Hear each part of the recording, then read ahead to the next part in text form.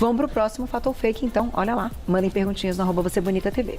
Artrite reumatoide e lúpus são doenças autoimunes, Já a esclerose múltipla e doença celíaca, não. Fake. Fake. Então, a esclerose múltipla ataca as células, né? Ou a bainha que envolve os nervos. Então, a gente tem uma série de comprometimentos, seja motor, seja sensitivo. No caso da doença celíaca, que é uma reação à proteína do trigo, né? Do glúten, essa reação, essa inflamação ataca as células do intestino delgado. Tá. E com isso, má absorção, anemia, dores. E aí a gente tem uns quadrinhos mais para frente para ilustrar todos esses sintomas aí, para quem muitas vezes aí possa não saber o diagnóstico. Lembrando sempre que diagnóstico você precisa ter critérios. Às vezes a pessoa se identifica com um e fala, meu Deus, eu vi isso na TV, então acho que eu tenho isso. Mas é sempre um médico que tem que fazer esse diagnóstico. Então vamos fazer o seguinte, daqui a pouquinho a gente coloca o quadrinho e a gente comenta mais a respeito dessa investigação para descobrir, por exemplo, a doença celíaca. Combinado, doutor? Porque assim, é simples, mas não é, né? Tem umas É bem questões. complexo. Né? A gente tem os sintomas, tem não sei o que, a gente, né, suspeita, mas às vezes não é uma... não é a questão de ser celíaco, mas uma sensibilidade. Tem também né? a hipersensibilidade ao glúten.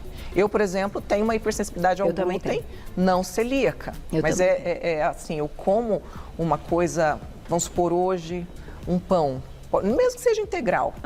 Né? Não vou falar aquela coisinha que a gente exagera, uns 2, 3. No dia seguinte, eu percebo diferença na minha voz, eu tô rouca, eu acordo com o olho inchado. Eu também. Humor, né? Irritabilidade. Eu também, doutora. Fora espirros. Eu descobri depois Aí que era eu falo, meu Deus, foi o pão que o diabo amassou. Aí, ó, já já nós vamos chegar. Se retira o glúten, se não retira o glúten. Já, já.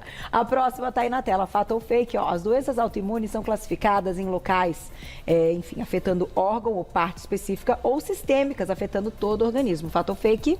Fato. Então, a gente tem, por exemplo, você vai observar, né, tanto no lúpus quanto na própria doença que a gente acabou de falar, gente, celíaca. O que acontece?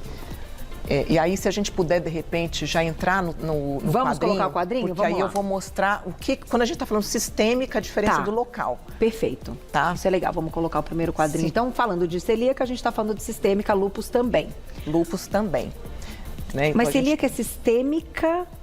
mas ela está com o intestino. Isso é a parte mais interessante, porque tem muita gente que pensa que no caso é só o sintoma de diarreia, de dor abdominal, mas ela, para você ter uma noção, ela pega quase que todos os nossos sistemas. A pessoa, ela tem alteração motora, ela tem fadiga, ela tem dor, ela tem mudança de equilíbrio, ela tem mudança de humor, porque uma pessoa desse jeito, ela acaba ficando... Que loucura!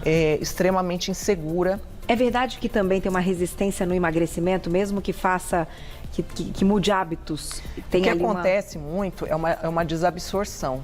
E a gente sabe que para emagrecer, você tem que ter um bom aminoácido, você tem que ter uma boa nutrição. Entendi. Então é muito comum encontrar anemia. Então a gente começa a falar de uma série de outras coisas.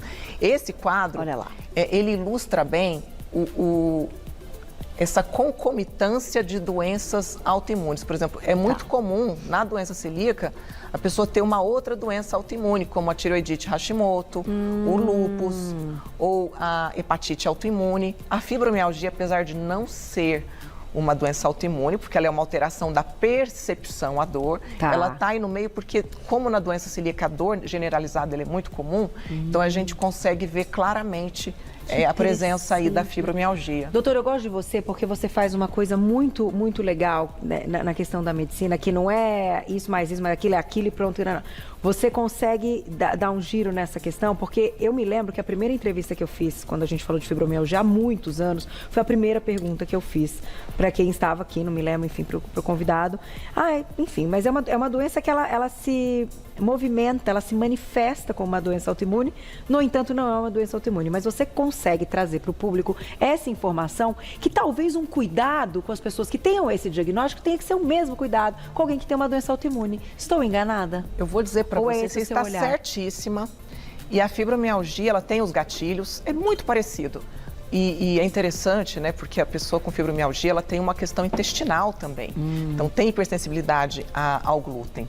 E o que acontece, na verdade, na fibromialgia, que a gente chama de mitocondriopatia. Então, já antes se falava, não era uma doença que aparece em imagem, mas hoje já se sabe que essa mitocôndria, que é aquela célulazinha que parece um hot dog, né, quando a gente estuda, e que ela produz, ela está muito relacionada à energia, então ela está com defeito, um defeito ali bioquímico, então a pessoa fica com fadiga, dor, né, a tal da dor cansada. Olha que loucura, e tudo doutora. mais. Isso vai ajudar muita gente, tenho certeza. Mandem perguntinhas pra gente, porque eu não deixo passar, não. É importante, né? Então, assim, não é uma doença autoimune, ou seja, o meu sistema não está atacando as minhas células, mas a forma como essa mitocôndria está desorganizada vai trazer o problema, então... Você sabe que quando meu esposo teve o diagnóstico de artrite reumatoide, primeiro se pensou na fibromialgia. Aí apareceram as alterações no sangue e as alterações nos exames de imagem, principalmente dos punhos. Alterações estas que desapareceram. A gente apresentou em congresso, através de uma mudança do estilo de vida, de suplementação. Ele tomava 3 medicamentos, corticoide, arava, metotrexate, em menos de 1 ano. A gente conseguiu, né? Eu e os professores na época, quando a gente... eu vim para São Paulo só por causa disso. Se não fosse a doença dele, talvez eu nem estivesse aqui conversando com você. Doutora, você foi estudar tudo isso para ajudar. Que legal, que bacana. Nossa, eu lembro que a primeira vez foi falar do intestino. Eu falei, meu Deus do céu, intestino, o que tem a ver? Tudo a ver. Porque quando a gente fala de doença autoimune, que é uma célula que do nada ela surta e começa a atacar uma proteína do teu corpo, o que acontece? Tem uma teoria, essa teoria ela é muito embasada, de que tudo acontece numa chamada hiperpermeabilidade intestinal. Certo. Tá?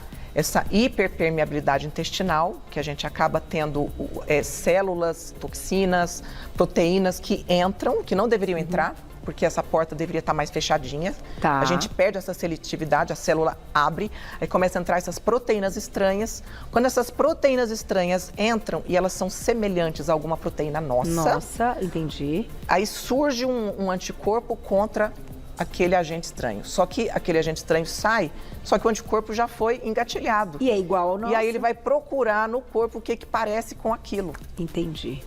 Sensacional essa explicação, né, gente? Compartilhem depois, vai estar lá no YouTube tudinho.